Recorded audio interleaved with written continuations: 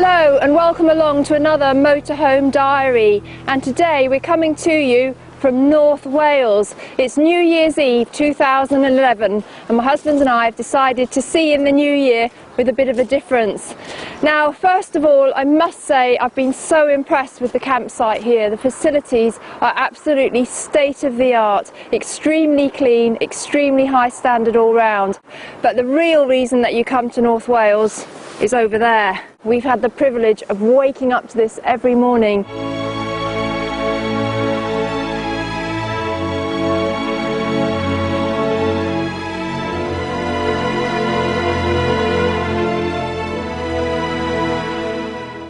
Now, this is what I love about motorhoming. Quite by chance, we've walked into the #1 tea shop in Wales, the award-winning Kemlyn tea shop. That's right, isn't it, Jeff? Kemlyn, top tea place in Wales, 2011. Congratulations, fantastic. Why is North Wales good for motorhomers in particular? We've got fantastic campsites here. We've got plenty of them. They have fabulous views. You could be within 100 yards of the beach. There are lots and lots of different areas. We've got very busy areas down here in North Wales. There are areas which are very quiet. You can be completely off the beaten track. You can find lots of hidden gems. So something for everybody. Absolutely, yeah. Now we're actually sitting with Harlech Castle in the background, and I think I'm right in saying that Wales has more castles per square mile than anywhere else in Europe. So great history in the area, isn't there? Absolutely, yeah. The castles here in Harlech dates from 1283 when Edward I started his castle. He carried on, took about 4 or 5 years to finish, and then had this fantastic ring of castles across North Wales. It was almost like the Star Wars of its day. Very technologically advanced.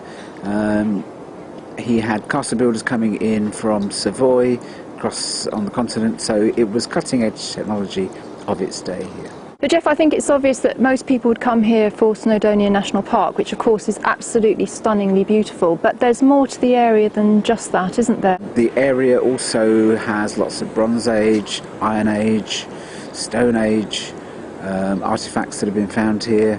There's a cross on the top of the hills here just behind us. There's a nice mountain range called the Rhinogs.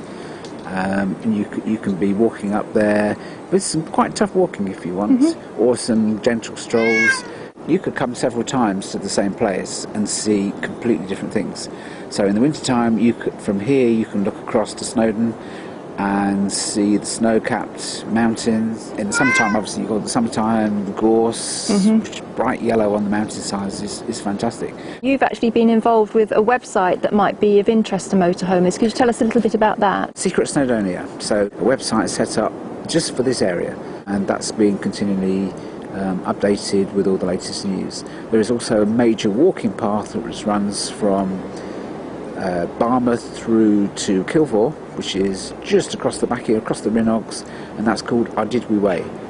And it recently won the Rough Guide as the best walk to buy a pair of boots for. It's definitely true to say that wherever you are in North Wales, you're never far from a beach. And just at the end of this boardwalk, we've discovered a hidden gem, miles and miles of deserted beach that can be enjoyed at any time of the year, and just a short walk from our motorhome.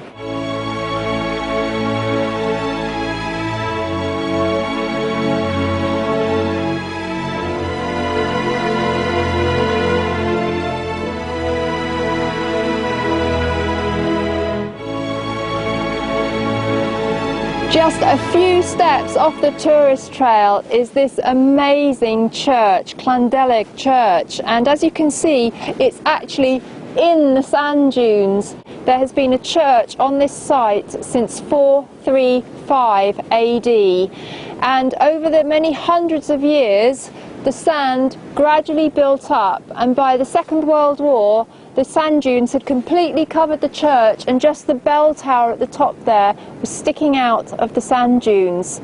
Now luckily in the 60s some archaeologists and students came along and dug the church out of the sand, and it is now used for services. There's no electricity here, so everything is done by candlelight inside, and outside you can actually see some tombs that date back to the 5th century, and I really have loved my visit here. It's been one of the highlights of my trip.